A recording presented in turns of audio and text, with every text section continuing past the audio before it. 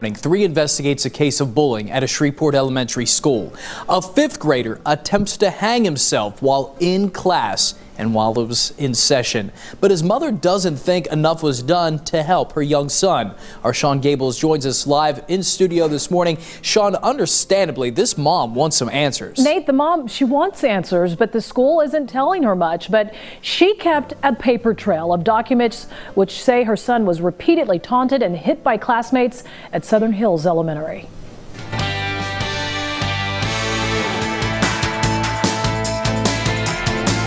It was mostly the same kids. 11-year-old Richard Coker says what began as name-calling.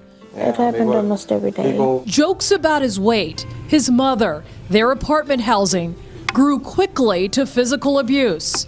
I was scared to go to class. For 4 months inside Richard's 5th grade class at Southern Hills Elementary, his mother, Miranda, says 5 of his classmates made him a target.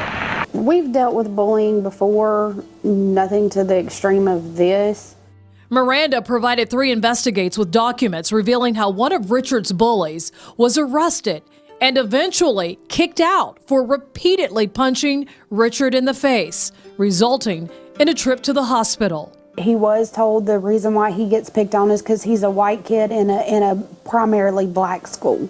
School administrators separated the students, but they remained in the same classroom, something Miranda initially approved. But a bullying report filed by the mother dated December 4th shows Richard's classmate kicked a soccer ball in his face.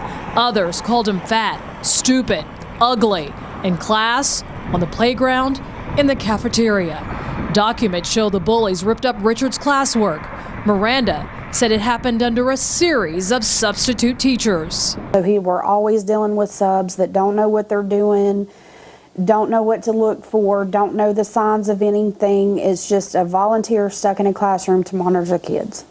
By January 12th, the 11-year-old who had been admitted to a behavioral health clinic before the school year started reached a breaking point. My son tied the jacket strings around his neck and tried to hang himself in the middle of his classroom. Documents show Richard attempted to take his own life while class was in session with a substitute teaching class. The teacher didn't address it until she got tired of getting bugged by other kids because I was trying to hang myself. Richard claims the school's counselor showed no sense of urgency either. Instead, his classmate escorted him to the office with 0 adult supervision. The counselor didn't even come, she just told her, and the counselor said to bring me to her. Richard's mom demanded answers from administrators, but was almost arrested by a campus reserve officer for causing a disturbance. As bad as things are, you try to call, you try to get help from school board, school officials. It's the same thing, but as soon as you show any type of anger, they don't want to talk to you anymore. It's like you're not allowed to be mad that we're not doing our job, and now your son's life is in the balance over it. Documents show school officials recommended Richard go to a psychiatric hospital. He admits after treatment, he feels better.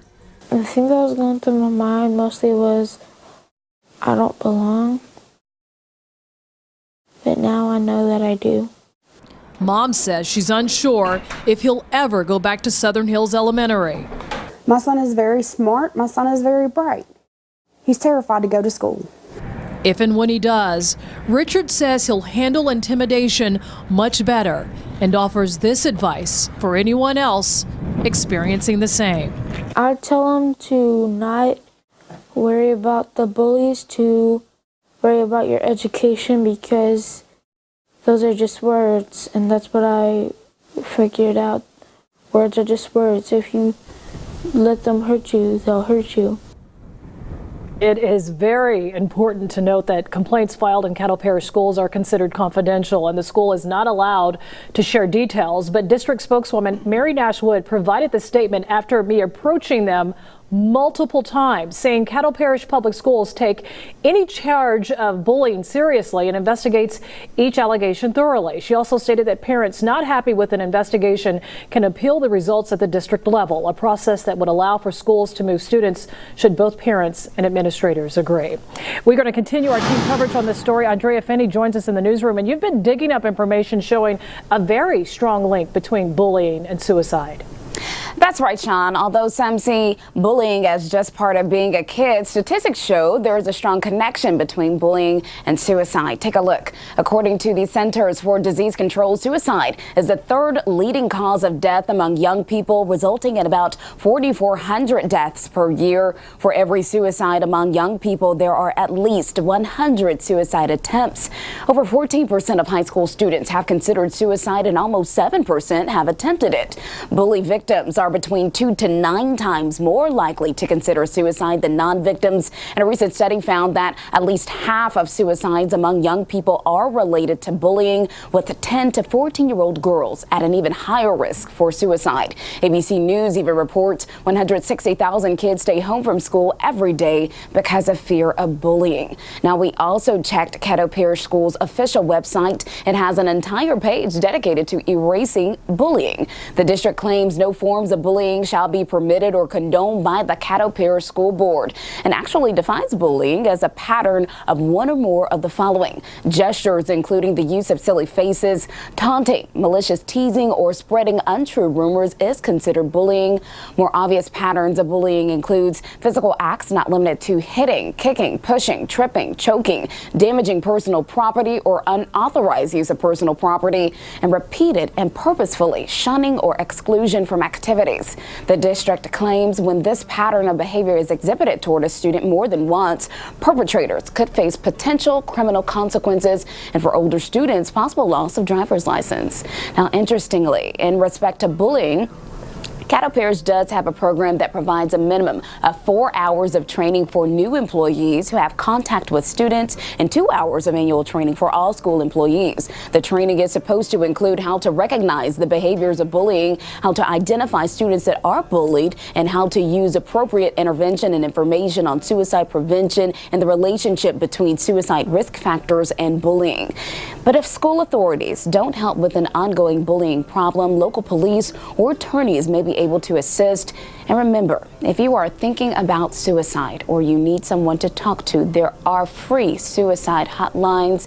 Nate, they simply have to call 1-800-273-TALK or 800-273-8255. Suicide, never the answer. Andrea, some good information there. Thanks a lot. And for Caddo Parish Schools' complete statement on bullying, or even we tried to find out if they had a training for the substitute teachers, because that was apparently part of what the mother's opinion was, is that because there was such an influx of substitutes that they were unaware of how to